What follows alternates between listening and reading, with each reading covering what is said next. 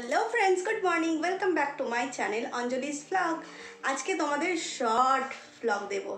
আজকে আমি কোনো কিছু কাজের ভিডিও দিচ্ছি না, আজকে শুধু রান্না আর কি খাচ্ছি সেটা দেখো, মানে লাঞ্চে কি কি খাবো আর সেইগুলোর রেসিপি তোমাদের দেবো।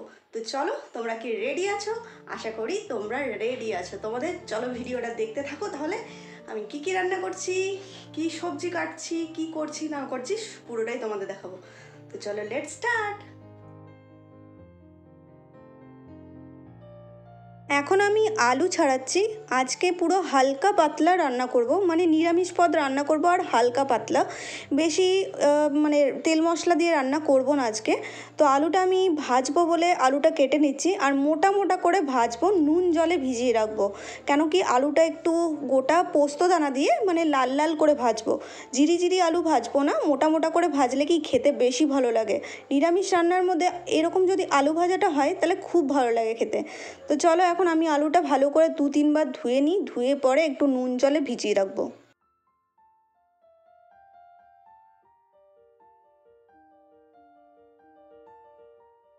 সুগার হওয়ার পর থেকে একদম আলু খাওয়া ভুলেই গেছি, সেরকমভাবে আলু খাওয়া হয় না।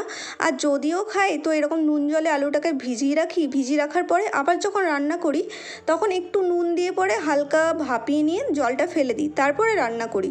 তো এখন আমি অড়হরের ডালটা ধুয়ে নিচ্ছি। আজকে অড়হরের ডাল করব, তাও কিন্তু সব সবজি দিয়ে। তো চলো, অড়হরের ডালটা ভিজিয়ে আমি প্রেসার কুকারে একবারে চাপিয়ে দিই। প্রেসারে জলটা দিয়ে তার মধ্যে এবার ডালটা দিয়ে দেবো। ডালটা দিয়ে কিন্তু একটা ট্রিক লাগাবে তোমরা, যেটার কারণে দেখবে জলটা কিন্তু উপচে পড়বে না। তো আমি প্রথমে ওই ডাল সেদ্ধ করলে প্রেসার কুকারে একটু নুন দিয়ে দিই আর একটু কাঁচা তেল দিয়ে দিই, তাহলে কি উপচে জলটা পড়ে না।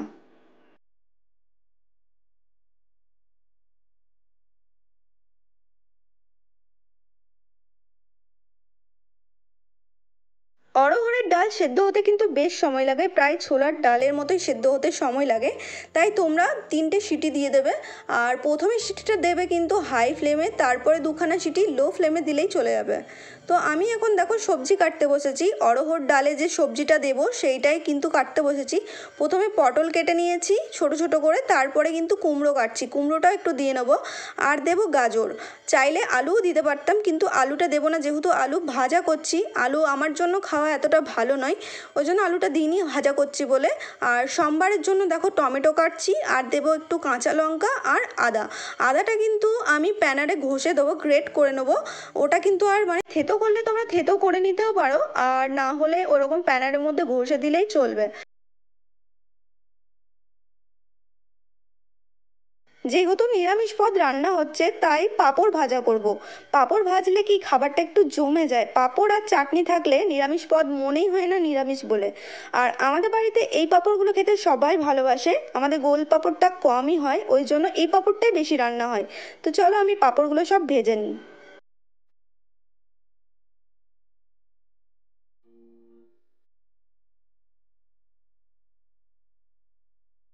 পাঁপড় ভাজার তেলটার সাথে আরেকটু তেল দিয়ে নিয়েছি, সাদা তেলেই আলু ভাজাটা রান্না করব। তো তেলটা গরম হয়ে গেছে, আলুটা ছেড়ে দেবো।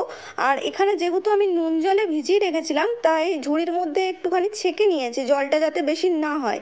তো আমি আলুটা এইভাবেই ভাজি, আর খেতে কিন্তু বেশ সুস্বাদু লাগে। আর আমি এখন কাঁচা লঙ্কা ছিঁড়ে দিচ্ছি না, কাঁচা লঙ্কাটা কুচিয়ে দেবো। আর কিসে করে কুচাচ্ছি সেটা তো দেখলেই, আমি কিন্তু কাঁচিতে করে মানে কাঁচা লঙ্কা কুচিয়ে দিই, ভালো হয় আর হাতেও লাগে না।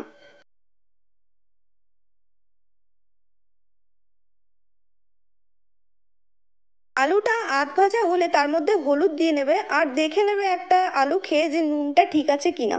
তো আমার আলু ভাজা হয়ে গেছে, লাস্টে আমি পোস্ত দিয়ে ভালো করে নাড়াচাড়া করে আলুটা এরপর নামিয়ে নেবো।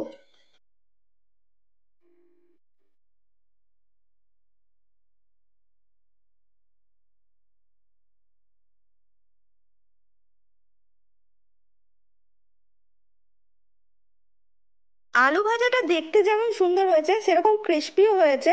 তো কড়াইটা আর ধুইনি, ওর মধ্যে তেল দিয়ে একে একে সব সবজিগুলো আমি ভেজে নেবো। যেহেতু ডালটা সেদ্ধ হয়ে আছে তাই চেষ্টা করবে এই সব সবজিগুলো যেন তেলের মধ্যে একদম সেদ্ধ হয়ে যায়।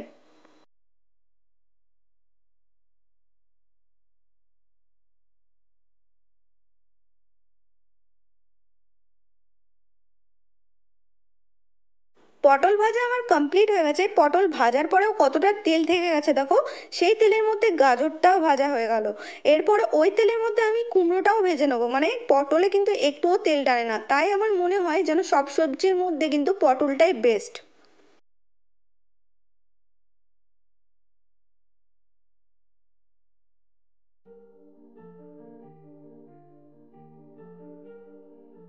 ডালটা আমার কিন্তু বেশ ভালোই সেদ্ধ হয়েছে, একদম পুরো গলে গেছে।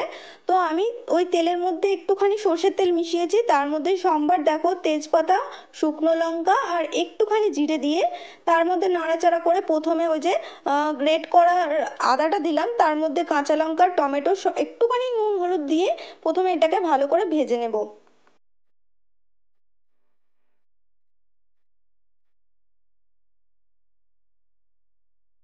টমেটোটা গলে গেলে ওর মধ্যে ডালটা ঢেলে দেবে, দিয়ে হালকা জল দিয়ে নেবে, কেন কি এরপর সবজিটা পড়েছে, তো সবজিটা পড়লে ডালটা ফুটলে অটোমেটিক মোটা হয়ে যায়। তো দেখো আমার ডাল রেডি হয়ে গেছে, আমি এটা বাটির মধ্যে ঢেলে নেবো।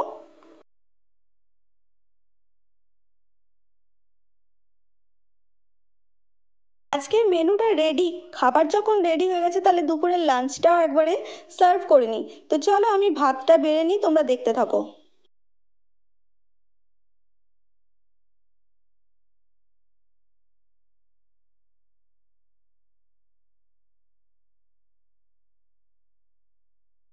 প্রথমেই তোমাদের বললাম না যে খাবারের নিরামিষ পদে যদি পাঁপড় আর চাটনি থাকে তাহলে বললে বললে। তো ঘরে তো আচার করে রাখাই ছিল, সেটাও একটু নিয়ে নিলাম।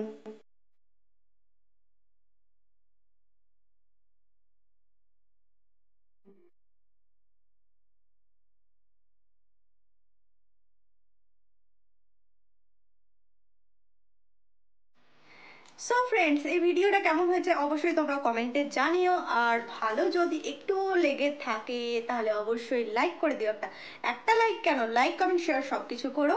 আর তাহলে চলো একটা নতুন ভিডিওর জন্য তোমরা অপেক্ষা করো। দেখা হচ্ছে তাহলে একটা নতুন ভিডিও নিয়ে, ততক্ষণের জন্য তোমরা সবাই খুব ভালো থেকো, সুস্থ থেকো। আর হ্যাঁ, যদি চ্যানেলটা সাবস্ক্রাইব করা যদি না থাকে তাহলে অবশ্যই সাবস্ক্রাইব করে পাশে থাকা বেল আইকনটা অল করে দিও। আর দেখা হচ্ছে তাহলে একটা নতুন ব্লগের সাথে নতুন ভিডিও নিয়ে, ততক্ষণের জন্য tata tata, love you all.